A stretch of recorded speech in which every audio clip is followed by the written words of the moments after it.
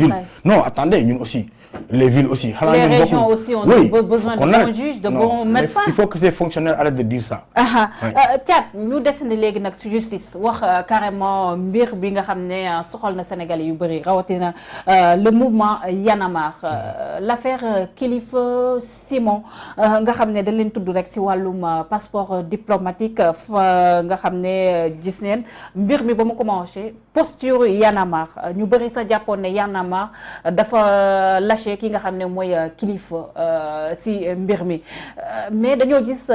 après ba dossier bi commencé suivre son cours ak chef d'accusation yi nga xam ne teg nañ ko ci ndoddum kilifa ngeen am beneen taxawaay boo xam ne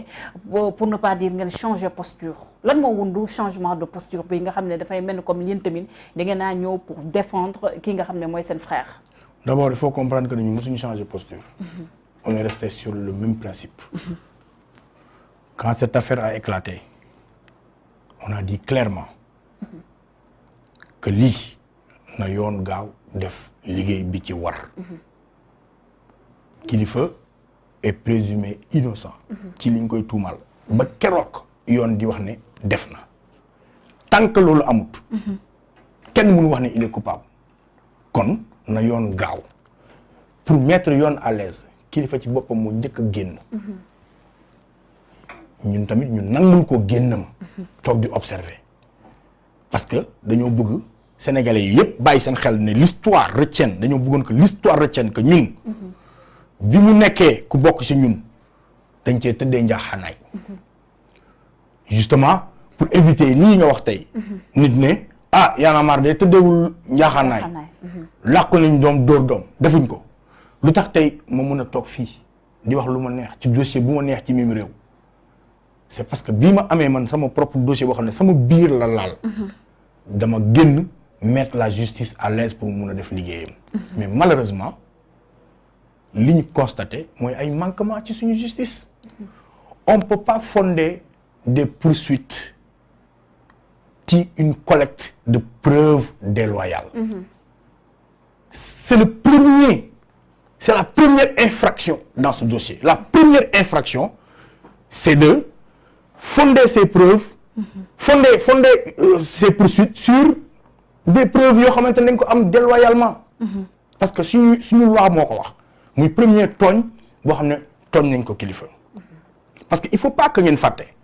Y'en a marre a fait son communiqué après la sortie des vidéos mais pas après l'arrestation de Kilifeu il faut que gars yi di bàyyi li ñuy wax c'est vrai le communiqué est sorti après les vidéos mais pas après l'arrestation il faut que ñu bàyyi xel li ñu wax buñ ko arrêté dañu xëy dem assister def ca la ca war topp ko minute par minute pour xam ce dossier naka la ko gars yi di jëlee en compte ci lañ constaté manquement yi am yëpp justice ñu ci jéngee yëpp liñ ci dawalul yëpp muy yoon ñu woola sur une base boo xamante ne nii vidéo bi collecte et diffusion de données à caractère personnel la ñu bëgg cee fondé ñoom seen ay poursuites alors que xam nañ ne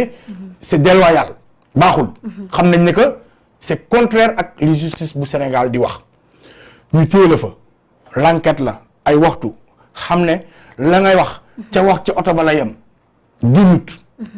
amul benn démarche amul benn affaire boo ci def amul leneen foo ci maanaam eggul feneen furul ci oto ba la yem ñu ne la kon yow escroc boo xam ne kenn porté wu la plainte procureur moo la accusé d'escroc c'est-à-dire yow moo doog Pathé ñoo seq Modou mi ngi toog ne Thiel mais procureur moo ñëw ne Pathé yow dangaa sàcc Modou bañ ne lii flagrant délit la jëm ñu egg ci tribunal 2 heures après gars yi changé affaire bi ne léegi non instruction la jëm tegal leen ñaata chef d'inculpation seen kaw. mais qu'est-ce qui s'est passé ba ñu yóbbu ko instruction. mais ce qui s'est passé xam nga ko Kilifeu est victime de son engagement Kilifeu est victime de ses activités citoyennes Kilifeu aujourd'hui est détenu arbitrairement aujourd'hui il est détenu arbitrairement il y a 1 mois dégguñ ko woon sur le fond du dossier man mii sax en tant que témoin dégloo guñ ma woon ci fond du dossier c'était normal mais aujourd'hui déglu nañ ko ci fond de dossier déglu nañ Simon déglu nañ Thier déglu nañ ma man mii ci fond de dossier kon Kilifeu remplir na lépp loo xamante ne ni moom la yoon wax pour mu mun a bénéficier wu de la liberté provisoire amul benn point wala benn pàcc bu manqué amul te en général le risque bi ñuy wax pour bañ a jox nit liberté provisoire mooy dañuy bañ mu nekk mu récidiver mu defaat ko mais boo xoolee sur des dossiers pareils suñ jàppee kenn di ko wax ci ay affaire de visa machin da ngay dégg ay plainte yu ñëw da nga dégg ku plainte kilifa et encore nañu delluwaat ci vidéo bi c'est un ami qui parle à un ami Macky Sall boo ko filmé woon ak xaritam xëy na dana wax loo xam ne nii moralement mën nga cee am noo ko attaqué mais juridiquement rien parce que encore une fois mbir mën naa ñaaw ci say bët te yoon mun la cee daan dara. C'est vrai. mbir rafet ci say bët yoon daan la ci lu bëri. Surtout une loi a été votée pour ça. mais foofu laa lay waxee dama ne la personnel. dama ne la li dal kilifa waxuma la yow waxuma la man Macky Sall sax mun na koo dal. mun na dal ñun ñëpp fii. waaw waxtaanu fi ak Matas ak Moussa Cissé waxtaan boobu génn. ah Abdoulaye Wade waxtaanu fi ak Idrissa Seck génne ko. Personne n'est à l'abri de cela. Quand un ami am intention yu bon jëmale ko ci sa kaw munoo cee mucc et man li ma ci jàngat de toute cette vidéo li ma ci jàngat ñoom ñaar ñëpp samay xarit lañ. li ma ci jàngat mooy dama am fierté xamante kilifa. Pourquoi? Parce que aujourd'hui je me rends compte à quel niveau il est engagé en amitié. Et c'est important parce que nit mënu ma di ànd ak moom depuis presque bientôt 40 ans ñuy ànd bi ñu juddoo ba tey ma dem ba tey mais gën a amaat encore preuve ci dëggoon ci xaritoo parce que dëggu ci xaritoo moo ko jural parce que encore une fois nekkul benn client moo ko oo ne ko man client la dama bëgg de bu client bu ko oo de du ma sàmba bu mu dajal ci mbedd bi de ku mu xam depuis 1995 la. Depuis 1995 et je te dis du ma sori ci fond de dossier mais xam naa ne bu génnee yooxu dana jëpp fi ñu ko foogeewut. mais yow fan yi ñu weesoo kat on t'avait convoqué à la police. Oui, c'est normal non pas à la police. Au tribunal. C'est normal. C'est normal on m'avait cité demoon naa dikk c'est normal loolu mooy le fond du dossier looloo waral da nga dëggal fi mu ne nii. que ne aujourd'hui kilifa remplir na lépp luy critère pour ñu mun ko jox liberté provisoire parce que wax nañ ko nee nañ la droit mooy la liberté. L'exception mooy la détention amul kenn ku mu mun a wax ne ma ci bii pàcc la tax la wéeru pour refuser à kilifa sa liberté provisoire parce que sénégalais la fii la dëkk fii la yor njabootam fii la yor famille fii la yor liggéeyam fii la yor mouvement am bi mu bokk am na visa États-Unis 10 ans buy jëm ba 2000 xaw ma ñaata am na visa Europe 5 ans te passeport ba ma nga woon mu rangé ci biir néegam toog fii Sénégal di fi dund di fi liggéey kilifa pour te dire dama lay jox benn secret bu ñu àndee tukki day fatt. bugut bitim réew. il s'énerve bu génnee bugut bitim réew. kon kooku joxe na toutes les garanties pour mën a bénéficier ci liberté provisoire et que du moom rek nag képp koo xam ne sénégalais nga nekk dans les lieux de détention au Sénégal nga obéir à lépp lu ñuy laaj. pour am liberté provisoire dañ la ko war a jox parce que loolu moom mooy le droit. mais plainte bi nga xam ne kilifa def na ko par rapport ak diffusion d'informations à son insu fu plainte boobu toll aussi Thiat. bon liñ ci mujjee xam mooy oo nañ Thierno Amadou Diallo foofu lañ ci toll mais comme par hasard y a pas eu de fuite y a pas eu de truc y a rien eu. da ngeen jàpp ne dañu protéger benn grosse pointure ci mbir bi parce que. ben oui loolu amul dañ ko jàpp loolu moo am.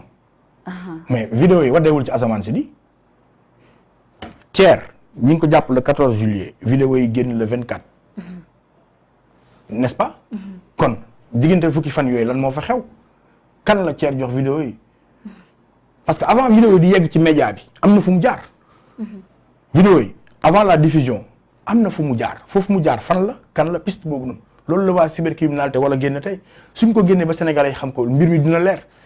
mbir mi dina leer bu baax a baax nañ wax fan la vidéo yi jaar avant mooy génn ci média bi parce que loolu rek mooy clé bi foofu la clé bi nekk. ça veut dire que loolu mooy dëggal la part de complot de cette affaire parce que Thier en fait soxlawul visa Thier lettre de renouvellement rek la doon def. et Thier sa femme et son fils aujourd'hui boo xoolee léegi ci net bi tu les trouves ñi ngi Italie vacances son fils est né en Italie soxlawul visa c'est un piège. bon après lii lii du ma ci sori. li ma la mën a wax boo wax la ko li leer naññ ne midi mooy que ne cette affaire bu éclater au grand jour yàkkamti naa ko mooy le plus tôt possible dina yuuxu dina jib fu ñu ko foogeewul mais daal xamal ba xam ne daal aujourd'hui li ma ñor intéressé lépp luy képp kuy sénégalais mooy kilifa jot na ñu bàyyi ko mu dem parce que il est devenu un otage politique la liberté provisoire bi muy demandé c'est le parquet qui s'y est opposé et le parquet moom mooy nguur gi la c'est ça la vérité amul keneen loolu la ils détiennent kilifa en otage politique aujourd'hui parce que wax naa la ko sànq droit li mu wax mooy soo répondre ci lépp on te donne la liberté provisoire amul benn manquement ci côté boobu nañ bàyyi jàmbur bi mu génn dem te ñu teel a juger cette affaire nañ ko yóbbu tribunal ñu juger ko. si loolu laa la bëgg a ñëw ak liberté provisoire ba est-ce que moo nekk lu gën pour kilifa ak kii nga xam ne mooy Simon parce que Simon non seulement bien vrai que may nañ ko liberté provisoire mais ñu ngi ko defal li nga xam ne mooy sous contrôle judiciaire te ñëpp xam ne ne yaramam Damoclès la voilà yaramam dafa sutante tey bu bëggoon na génn dem faju à l'étranger day compliqué si moom est-ce que liberté provisoire boobu du doon épée de Damoclès aussi